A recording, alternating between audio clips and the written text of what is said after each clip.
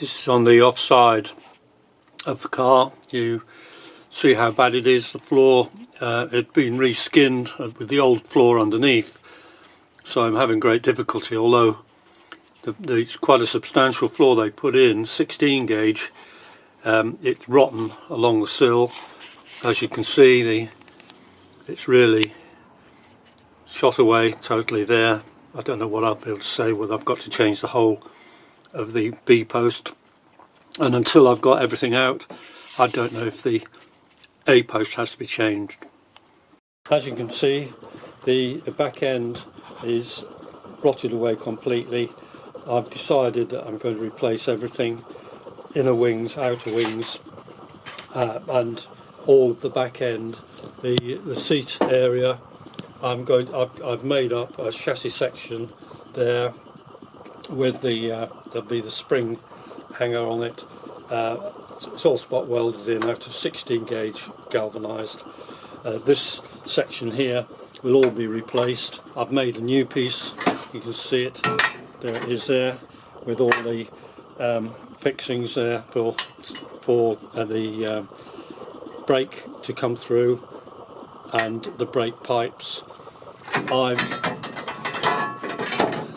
I've put in the top, this section is the fixing for part of the floor, and to find the datums I've put a hole here, 3mm hole, and a 3mm hole here, and that will give me my measurements back when I weld in this section into the chassis.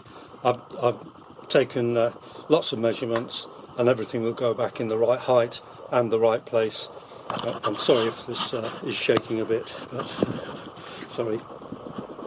I'll be cutting through the sill around about here, and you can see I've got a line there already. That is where I'll cut that chassis member out and weld this new section in.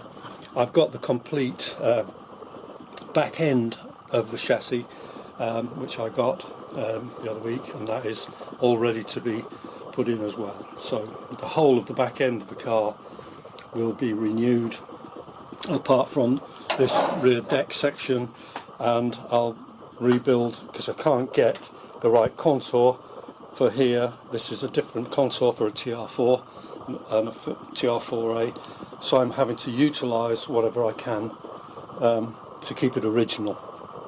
But everything is ready now for the next stage. Here we have a bird's eye view of the chassis section that I'm going to replace.